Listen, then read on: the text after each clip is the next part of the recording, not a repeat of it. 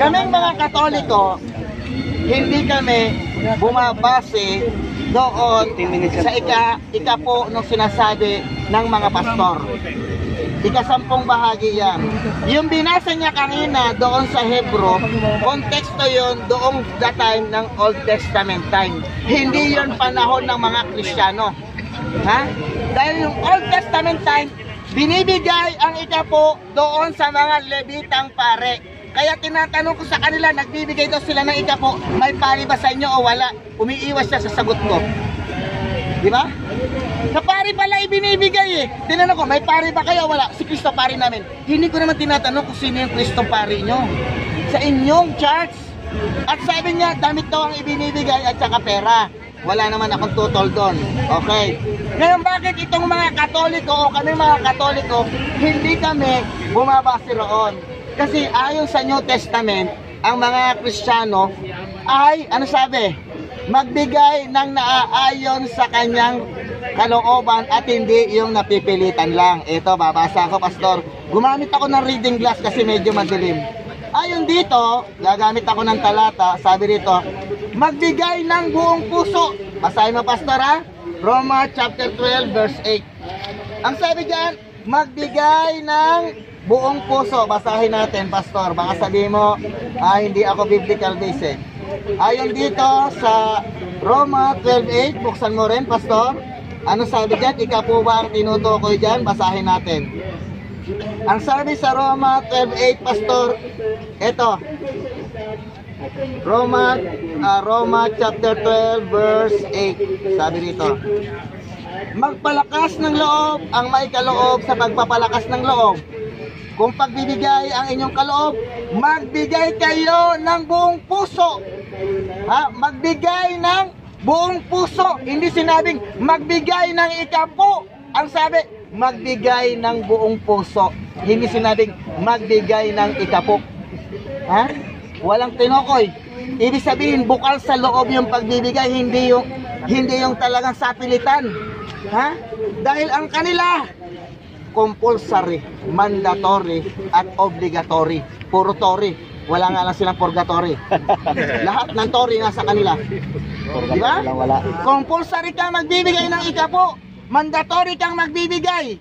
Ginaya nila yung sa Old Testament time. Meron pa akong hinihintay na ilalabas niya. Hindi niya may ilabas. Another. Ang sabi rito sa 2 Corinthians chapter 2, 8-11, kapatid na pastor, sabi rito 8-11, walang binabanggit na ika-po ang mga mga early Christian dito. Ang sabi rito sa 8-11, magbigay kayo ayon sa inyong makakaya. Ang sabi ha, ang linaw ha, magbigay kayo ayon sa inyong makakaya. Okay, ang linaw. Kung gayon, sapagkat kung bukal sa kalooban, lalagay ko sa 12, ang pagbibigay, tatanggapin ng Diyos ang inyong nakayanan. Hindi sinabing ika-po. Kung bukal sa loob, ang pagbibigay nyo, tatanggapin ng Diyos ang inyong nakayanan. Di ba? Yun ang tatanggapin ng Diyos. Hindi sinabi rito na ika-po talaga ang ibibigay mo. Buong puso. Wala. Ha? Yan ang tinuturo ni Apostol San Pablo. Babasa pa ako. Sa 9:7 ng 2 Corinthians, Pastor, take out mo rin to, ituro mo to sa inyo. Sigurado ko, lahat ng miyembro mo, huwag din na mag-iika-po. Pag binasa mo to. Okay, 9:7. Ang bawat isa'y dapat magbigay ayon sa sariling pasya, maluwag sa loob at di napipilitan lamang, sapagkat iniibig ng Diyos ang kusang nagbibigay ng may kagalakan. Di ba? Hindi sinabi na ikaw ay magbigay ng obligadong ika-po. Walang sinabi. Kusang loob at pasya ng kalooban na hindi napipilitan. Pag tumama ka ba sa loto, Pastor, kaya mo bang ibigay sa Diyos ang ika-po? Sabi niya, oo, kaya ko. Hindi ka pa tumatama noon. Ewan ko lang pag tumama ka. Hindi na. Di ba? Di ba? Ganyan tayo. Hindi yun. Walang sinabi ang Diyos dito sa New Testament. Walang sinabi ang mga apostol. At doon sa unang Korinto, chapter 16 verse 2, magbigay kayo ayon sa bahagi ng inyong kinita. Bahagi ng kinita, hindi sinabing ikasampung bahagi ng inyong kinita. Di ba? Sabi sa 16.2, bahagi ng inyong kinita, walang sinabing ikasampu. Old Testament. Sa New Testament yun. Old, yung dati. Oo, di ba? Nandun yun. Kaya, kung sasabihin mo nung umiiral sa panahong Kristiyano, ang ikapo, pastor, walang tinuro ang mga apostol na mag-ikapo ang mga Kristiyano. Ayon sa pasya ng loob, bukal sa loob, hindi napipilitan lamang, sapagkat kinalulog na ng Diyos ang kusang loob ng pagbibigay at hindi napipilitan lang. Halimbawa ako, namumulot lang ako ng basura, kumikita ako ng 100. Ibibigay ko ba sa iyo ang 10 piso? Hindi. Bakit? Ipapakain ko na lang sa anak ko. Di ba? Ang kaya ko lang ibigay, ito, 5 piso lang. Kasi kailangan ng anak ko 5 piso baon. Dahil maluwag sa loob mo. Dahil kung sasabihin na, gusto ibibigay ko kay pastor, si pastor lang naman kukuha nito. Amen. Di ba? Pwede pakain ko na lang sa anak ko. Di ba? Yan ang gusto ng Diyos eh, yung kusang loob. Ang inuuna mo dapat yung kapakanan ng pamilya mo, hindi yung kapakanan ng pastor. Sabi ko nga kanina, di ba kanina ibinibigay sa pare o sa pastor, hindi siya sumasagot dahil ang ikapo ibinibigay sa mga pare, hindi sa mga pastor. At yung libitang sinasabi niya, mga pare iyon. At kung babasa tayo, kapatid, ang sabi roon, kapag ang libita ay binigyan mo ng ikasapung bahagi, yung 10% na ibinigay mo sa libita, ibibigay pa nila yon sa loob ng templo, sa kaban ng tipan, i-offer nila ang another 10% na binigay sa kanila. Sa kanila walang ganon. Yun ang kontekstong tinuturo doon sa Hebrew na galing sa Old Testament. Ang libita binigyan ng ikapung bahagi ng mga Israelita. Pag nakuha nila yon, yung ikapung nakuha nila, tatanggalin pa nila ang ikapuron at i-offer nila sa loob ng templo ng Diyos. Sa kanila, hindi ganun kanila. Kanila ini-offer. Wala. Diba? Diretso. Diretso. Saan? Hindi na natin alam. Bahala na. Si Pastor sumagot. Mamaya tatanong ko yan. At ang ikapo doon, na tinutukoy doon na yung mga nasamsam. Yung mga nasamsam ni Melchizedek dahil siya ay hari ng Salem. Yung mga nasamsam nila, hindi galing mismo kay Melchizedek yun. Dahil natalo nila yung mga ewan ko kung anong yan, Assyria yata yun, mga Babylonia, hindi ko lang alam. Natalo nila yung nasamsam. Ang lahat ng nasamsam ni Melchizedek, ang ikapung bahagi nito ay ibinigay niya kay Abraham. Hindi galing yon sa sariling bulsa ni Melchizedek, kundi nakuha niya yon sa kanyang pakikidigma. Galing pa sa digma yun. Oo. Ang kinukuha ng mga pastor, galing sa bulsa ng membro. Di ba ang layo ng konteksto? Kailangan may pagdigma ka muna. Dapat magtrabaho ka, pastor. Pinagtrabahuhan ni Melchizedek yung ibinigay niya eh. Ang linaw, di ba? Kinuha niya yun dahil nung natalo niya yung mga kalaban, yung nakasamsam niya, 10 bahagi ibinigay niya. Kanino niya kinuha? Pinagtrabahuhan niya. Ikaw hindi mo pinagtrabahuhan, pero kinukuha mo sa miyembro mo. Tama bang konteksto yon? Mali. Ayan. Ginamit ko ang Old Testament dahil ginamit niya yon. Hindi kay Melchizedek na pag-aari ang ibinigay niya sa Diyos. Kaya yung pag-aari ng mga miyembro mo na sinasamsam mo, nagkamali ka. Ginagawa trabaho ko. Di ba? Yan yun ang konteksto ng Old Testament. At ang masakit pa, kapag ka ikaw ay binigyan ng ikapo, ayon sa Old Testament, sabi mo konteksto ng Hebrew yun o ng Israelita yun at ng mga Kristiyano, ibinibigay pa ng ikapo. Kung binigyan ka ng ikapo ng mga miyembro mo, saan mo ngayon ibibigay yung ikapo, naka-ikapo na yun? Saan? Saan mo ibibigay? Sa templo ng Diyos? Asan yung templo ng Diyos nyo? Wala kayong templo, umuupa lang kayo. Bayad sa upa. Hindi bayad sa upa yun. Minsan na, donate na lang ng mga miyembro yun. Di ba? Sa bulsa.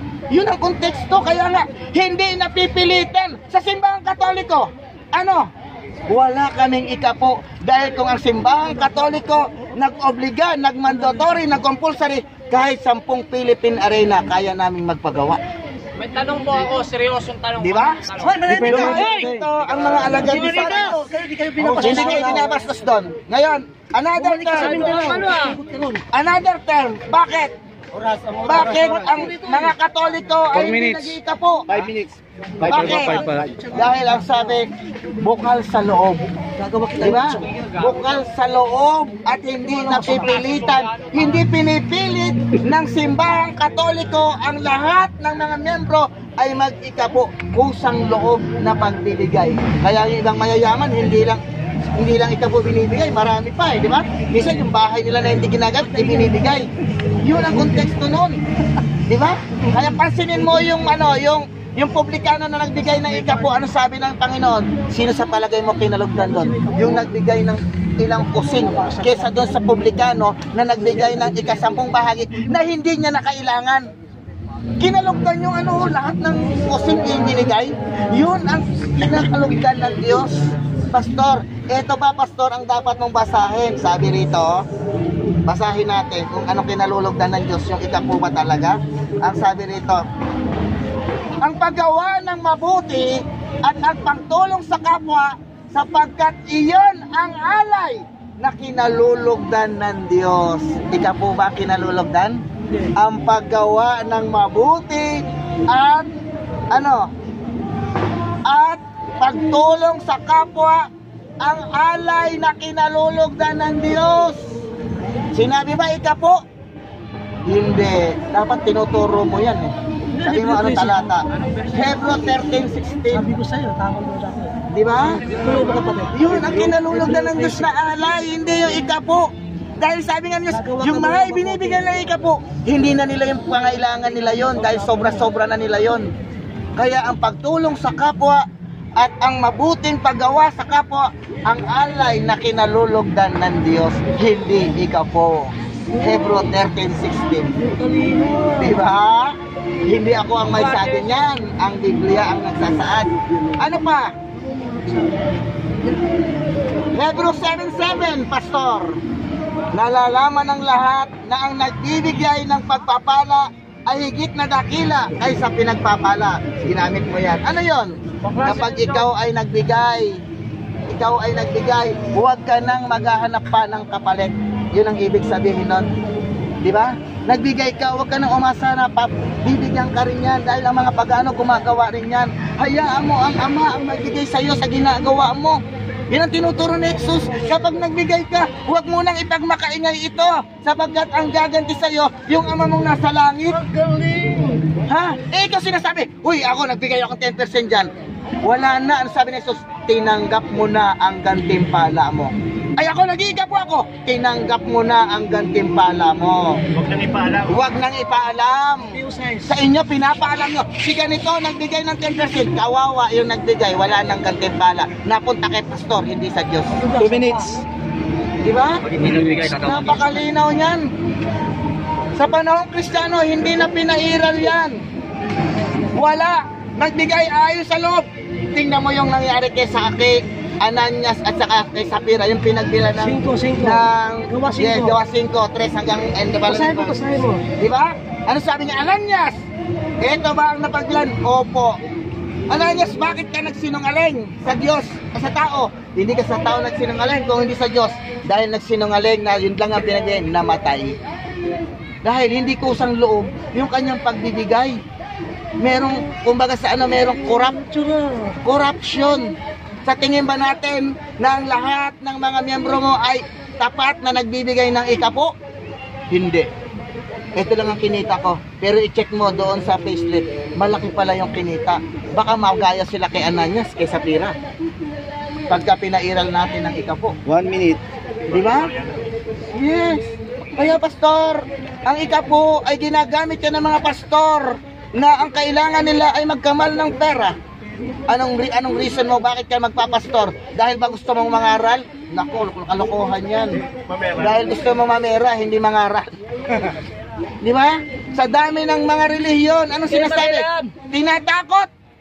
dapat mag-ikapo, ninanakawan niyo ang Diyos. Sabi sa Malakay, hindi ko namin sabihin yung talata, alam kong gagamitin. Ninanakawan niyo ang Diyos, hindi ang Diyos ay mananakawan. Dahil lahat ng bagay sa mundo, Diyos ang may-ari niyan at hindi na yan kailangan ng Diyos. Yan ay binibigay sa iyo ng Diyos para gamitin mo at ibigay sa iyong kapwa. Dahil ang pag-aalay at paggawa ng mabuti, yun ang alay na kinalulugdan ng Diyos, hindi yung ikapo. 10 seconds. Di ba? Yun yun. Kaya kung ikaw mag-aalay sa Diyos, mabubuting gawa, yung pera mo, gamitin mo sa mabubuting gawa sa iyong kapwa at hindi mo dapat ibigay kay pastor, ilalagay lang yan sa bulsa. Okay. Aray,